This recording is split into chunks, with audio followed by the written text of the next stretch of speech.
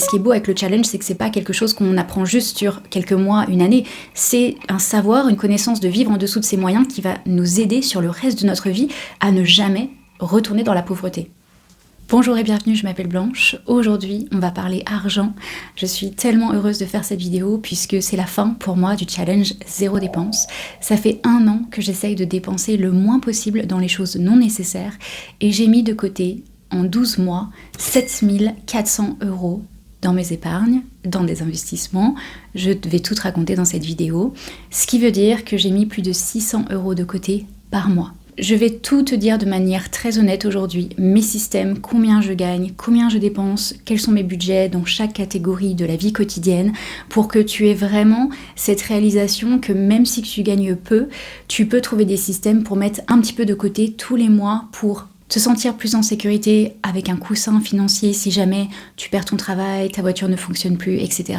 Réaliser un de tes rêves, parce qu'en mettant un petit peu de côté par mois, tu as le droit de réaliser un de tes rêves, partir dans un grand voyage, acheter un ordinateur qui te fait de l'œil depuis longtemps pour jouer aux jeux vidéo, une paire de chaussures que tu rêves d'avoir. Le but de prendre le contrôle de ses finances et de mettre beaucoup d'argent de côté, c'est en fait pas de se mettre un couteau sous la gorge, mais de réaliser qu'on fait chaque jour un choix avec nos dépenses. Tu décides soit de te laisser embourber dans de la consommation quotidienne ou de mettre de l'argent de côté pour réaliser quelque chose qui est important pour toi. Pourquoi j'ai décidé de faire le challenge ? J'ai bien réalisé en 2024 que j'avais une vie de cigale, qu'après des années de galère en étant étudiante, à gagner rien du tout par mois, j'étais pratiquement à la rue à un moment donné dans ma vie, j'ai vécu à l'étranger, j'ai vécu dans des voitures, enfin bref, une vie de galère. Après ça, quand j'ai commencé à gagner de l'argent, mais surtout quand j'ai commencé à être prof de yoga à temps plein et à gagner de l'argent par ma passion, l'argent m'a un peu brûlé les doigts parce que tellement d'années de souffrance et de privation qu'en 2024, j'ai utilisé tout mon salaire et surtout, j'ai aussi utilisé mes épargnes que j'ai mis beaucoup de temps à constituer pour avoir un coussin de sécurité. Et finalement, en 2024, je dépensais entre 300 et 500 € de mes épargnes tous les mois. Clairement, je m'étais mis des œillères, je savais qu'à un moment donné, j'allais devoir reprendre le contrôle, mais pour 2024, je lançais mon business, donc pour moi, c'est pas grave si j'ai découvert la vie adulte, que je vivais au-dessus de mes moyens pendant quelques temps, parce que j'ai découvert cette vie-là. Et puis, fin 2024, je pars pour Noël chez ma meilleure amie. Je ne pouvais pas me payer de voyage, je ne pouvais même pas me payer des vraies vacances, donc j'ai juste pris 4 jours de pause. Quand on a un business comme moi, on ne peut pas juste avoir des vacances payées. Si on ne gère pas ses finances pour partir en voyage ou partir en week-end, etc., on n'a jamais de vacances. Donc, après 15 mois, même plus que ça, sans vacances, sans week-end, je me retrouve à Paris à faire Noël avec ma meilleure amie pendant quelques jours. Je dormais chez elle, donc voilà, j'essayais vraiment de tirer les coups vers le bas parce que clairement, j'avais pas les moyens. Et pendant ce moment de pause, je réalise que si je continue à foncer dans le mur, j'aurai plus de coussin de sécurité, j'aurai plus d'épargne. Et surtout, je ne pourrai jamais prendre de vacances, et même si j'ai un boulot de rêve, je vais péter un câble. C'est pas possible de rester dans la même ville, dans le même quotidien, sans jamais avoir 2 jours de pause à suivre, même si tu adores ce que tu fais, sans cramer ton cerveau à un moment donné. Donc, pendant cette pause de Noël l'année dernière, je décide de faire le challenge zéro dépense, qui est un challenge où on essaye vraiment de couper ses dépenses. On coupe vraiment le robinet pour ne dépenser que dans les strictes nécessités, ton hygiène, ta nourriture, ton loyer, basta. Pas de sortie, pas de restaurant, pas de... Après, on va créer des règles, un budget, des automatisations pour réussir le challenge, et c'est de ça qu'on parle aujourd'hui, de manière très rationnelle. Comment j'ai fait pour mettre autant de côté alors que, finalement, je ne gagne pas 5 000 € par mois.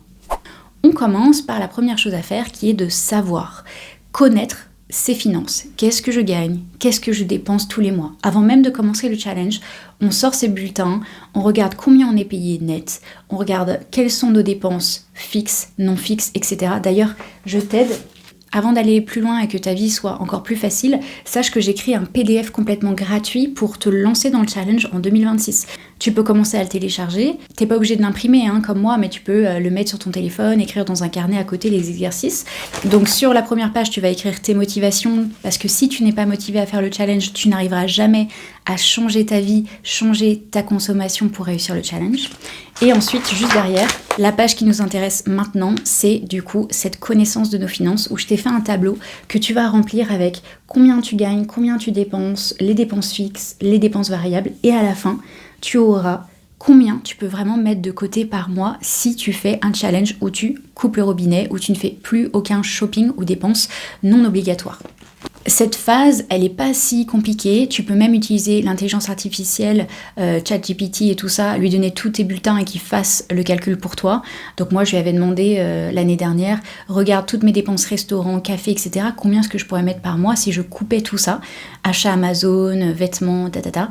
Et il m'avait dit entre 200 et 300 euros par mois. Donc déjà, c'était pas mal parce que tout de suite, tu fais x12 et tu te dis, ouais, ça peut faire 3500 euros sur l'année, c'est pas mal. Mais par rapport à ta motivation, moi j'avais écrit que je voulais partir au Sri Lanka en vacances pendant 30 jours. C'est pour ça que j'ai lancé le challenge, c'est pour enfin prendre des vacances et reconstituer mon épargne. Faire les deux en même temps, une petite partie dans mon épargne, une autre partie pour mon voyage au Sri Lanka, pour ne pas péter un câble. Et donc du coup, j'ai fait les calculs par rapport à mes deux désirs et j'ai réalisé que je préférais mettre 500 euros de côté par mois, ce qui est une folie douce. Mais j'ai quand même réussi à le faire, je suis toujours étonnée en fait. Mais c'est vrai que quand on met des systèmes automatisés, ça passe comme une lettre à la poste au bout d'un moment. Donc première chose à faire, calculer, réaliser combien on peut vraiment mettre de côté, quel est vraiment notre pouvoir d'achat. J'ai beaucoup de gens dans les commentaires sur YouTube qui me disent oui, mais toi tu gagnes de l'argent, moi je gagne rien et tout. Et je pense qu'on se fourvoie énormément sur nos véritables dépenses. Vraiment. Donc, je t'invite à tout noter. Aussi, la première chose que j'ai fait en janvier, après avoir fait tous ces calculs que tu peux faire dès maintenant, j'ai commencé à noter toutes mes dépenses. J'ai des amis qui adorent Excel, ils le font sur Excel. Moi, je le fais sur l'application Meo Manager, où je note à la main, dans mes petites catégories, tout ce que je dépense jour après jour. Après, quand tu fais un challenge zéro dépense, tu fais tellement pas de dépenses que ça prend vraiment pas beaucoup de temps dans ta semaine. Et il y a quelqu'un sur YouTube qui m'a dit oui, ma banque fait déjà ce calcul. Mais le problème, c'est que ta banque, elle ne va pas faire le calcul et les schémas pour les espèces que tu as dépensées, sur le fait que tu as payé avec PayPal et pas avec ta carte bancaire. Il y a quand même une limite au système automatisé et aussi le fait de l'écrire à la main, ça va psychologiquement te faire réaliser combien tu as vraiment dépensé là ce jour-ci. Genre tu vas passer la journée en ville, tu vas te prendre un café, et puis un petit dessert, et puis tu vas acheter une petite babiole à Flying Tiger, et puis un petit truc à Ikea.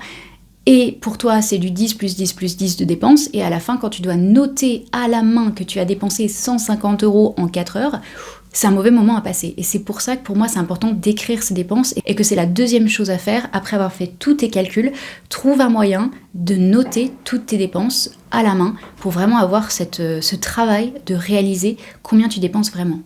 On ouvre les yeux pour le challenge. On ouvre les yeux, ça fait mal, c'est un mauvais moment à passer, on pleure, mais on doit passer par là pour reprendre le contrôle. Et ce qui est beau avec le challenge, c'est que c'est pas quelque chose qu'on apprend juste sur quelques mois, une année.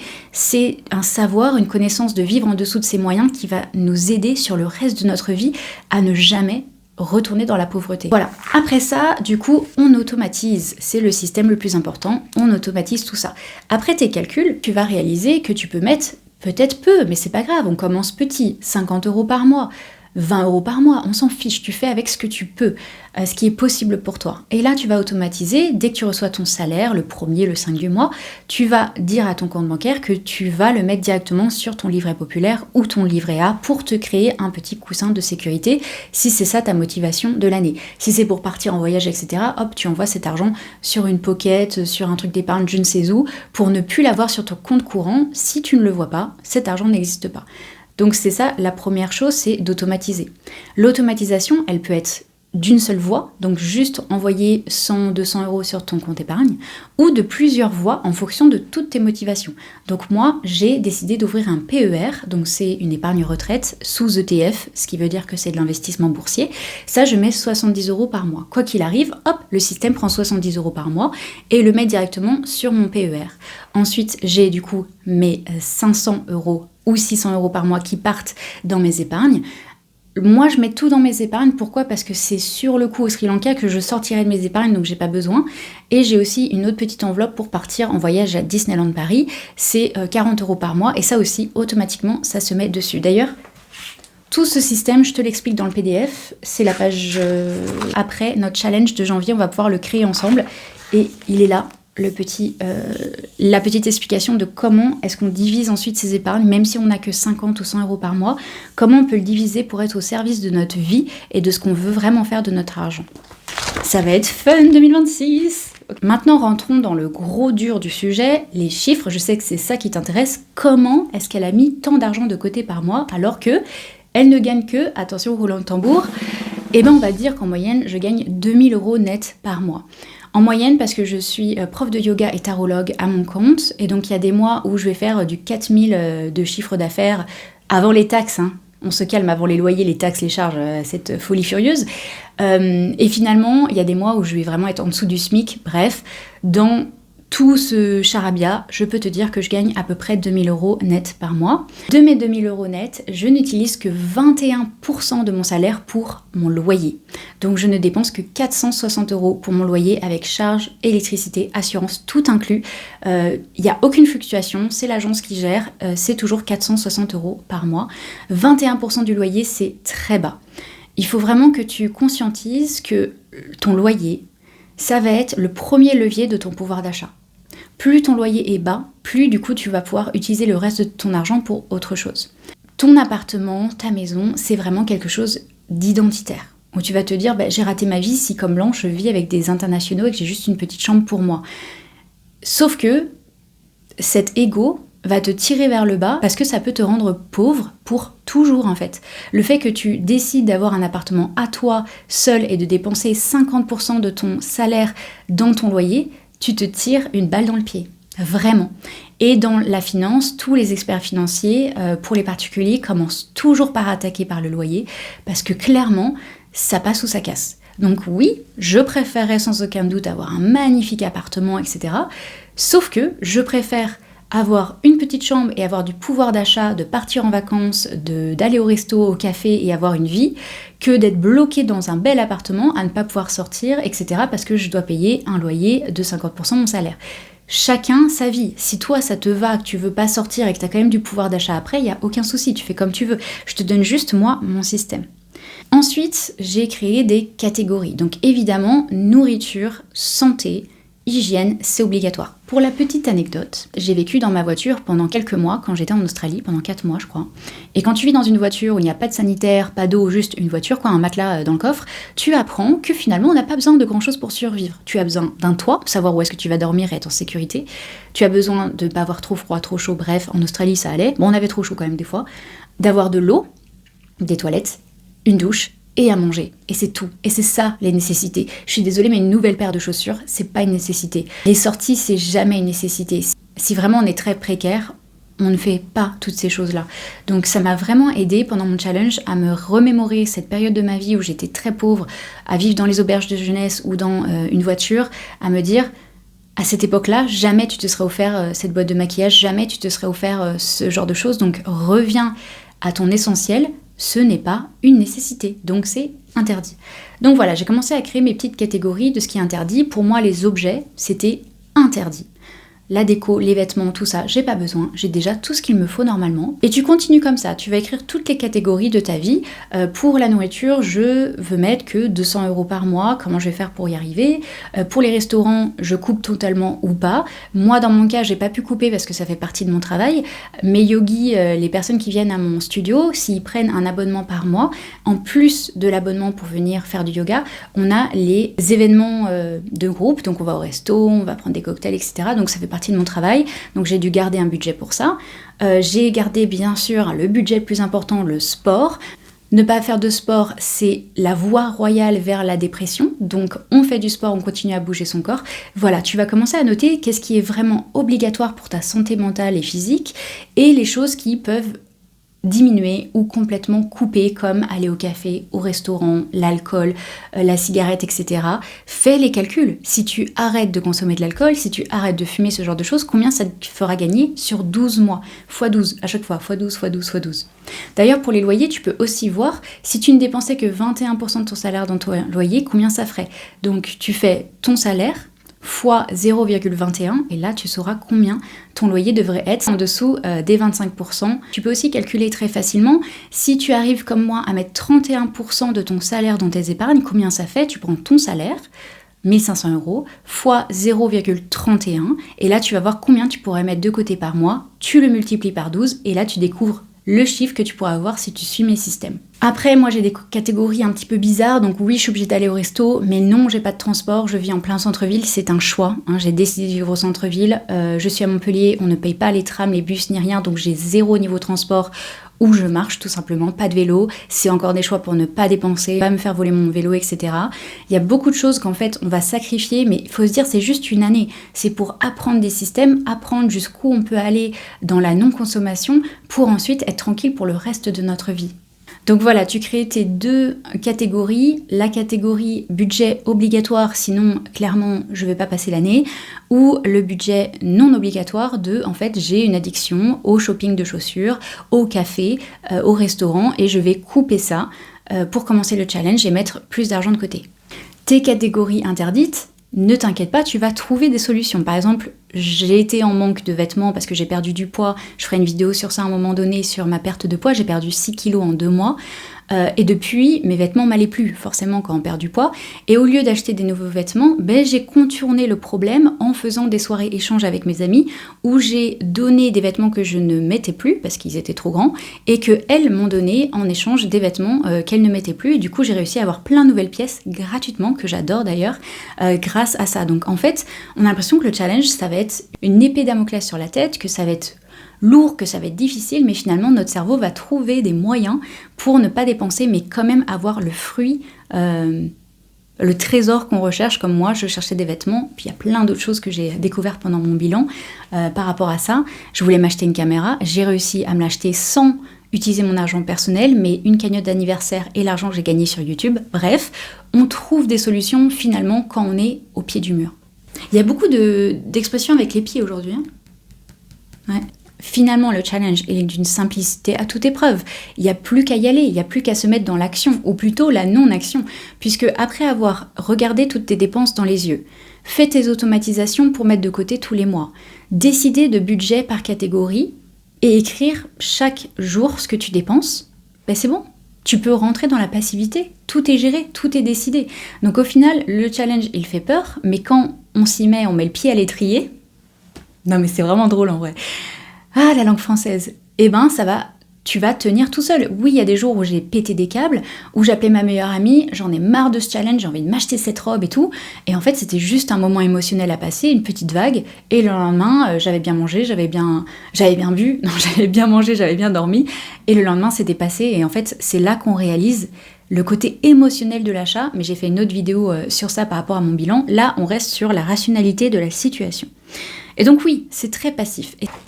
Et c'est parce que c'est si passif, finalement, que j'ai décidé de faire un challenge en 2026 qui est 12 mois, 12 challenges. Où on va apprendre que finalement, le challenge, oui, il est passif, on peut rester au lit et ne rien faire de la journée, du coup on ne dépense pas, mais que le reste de notre vie en pâtit et qu'il faut quand même apprendre à investir sur soi-même, que ce soit du côté monétaire ou juste de développement personnel. Et c'est pour ça que j'ai créé 12 challenges très différents où tu vas apprendre pendant toute l'année 2026, et je vais apprendre avec toi, à nettoyer son espace, à vendre ses affaires, à trouver des choses qu'on veut développer dans notre personnalité ou dans notre façon de gagner de l'argent, ce genre de choses. Donc tu peux déjà aller prendre le PDF pour découvrir tous les challenges. De toute façon, tous les mois, je refais une nouvelle vidéo où je te lance dans le challenge. Donc là, on est dans ma vidéo bilan. Le top départ, il est le 1er janvier. Tu pourras regarder la vidéo à ce moment-là quand elle sortira. Donc finalement, le bilan de ce challenge zéro dépense, c'est que j'ai découvert qu'il fallait juste mettre en place des systèmes automatisés. Je sais combien je peux dépenser dans les restaurants pour ne pas me mettre dans le rouge. Je sais combien je peux épargner par mois pour réaliser des rêves que j'ai ou juste être plus en sécurité financière. En fait, ça casse pas 3 pattes à un canard. Je te jure, j'ai pas préparé ça pour la vidéo de faire des métaphores sur les pieds, mais je trouve ça tellement drôle.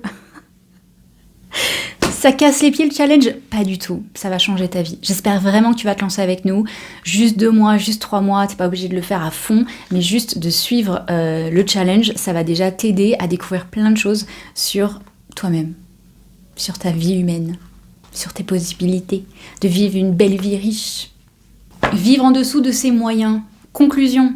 Le but, c'est de vivre en dessous de ses moyens. Et le challenge zéro dépense, il est fait pour se remémorer qu'il faut mettre ça en place dans sa vie pour avoir une vie riche et pouvoir investir sur soi-même. Si tu es curieux, je peux te dire ce que je vais faire de ces 7400 € si durement gagnés, durement mis de côté. Donc déjà, j'ai tout un budget pour le Sri Lanka. Donc j'ai déjà payé 1000 € d'avion, 1000 € pour une retraite yoga et devenir guérisseuse Reiki. C'est aussi de l'investissement, ça c'est sûr. Donc pour le Sri Lanka, je pense qu'on va être autour des 3-4 000 €. Donc c'est déjà énorme sur le budget que j'ai mis de côté, mais c'est pas grave puisque c'est aussi un investissement pour le futur, pour mon business. J'ai ouvert un PER. Donc en tout, sur le PER, j'ai mis plus de 1600 € depuis janvier. Donc j'ai commencé l'année à râler pâquerette sans avoir aucun PER, aucun investissement ni rien. Et je finis l'année avec un petit début de PER, donc c'est super bien. Donc ma caméra de vlog. Et après, tout le reste, ça reste dans mes épargnes pour commencer mon année 2026 sur les chapeaux de roue. Ah, on n'est plus dans les pieds là. Ça remonte. Mamma mia. On se retrouve le 1er janvier pour le lancement du challenge 2026. J'ai trop hâte. En attendant, tu peux déjà télécharger le PDF 2026 pour commencer à noter tes dépenses, combien tu gagnes, etc. pour vraiment ne pas perdre ta motivation d'ici le 1er janvier. Si tu nous rejoins plus tard, c'est pas grave, tu peux commencer le challenge sur les mois d'après, aucun problème. Et si tu veux en savoir plus sur ce bilan, ce qui a vraiment transformé mon identité et ma vie dans ce challenge, parce qu'au-delà de mettre de l'argent de côté, j'ai beaucoup appris sur ma façon de consommer, l'émotion, l'identité qu'on a par rapport à notre pouvoir d'achat. Si tout ça t'intéresse, je te mets la vidéo juste ici, mon bilan psychologique de 1 an de challenge. Et il n'y a pas que du soleil et des paillettes. À bientôt. Mouah.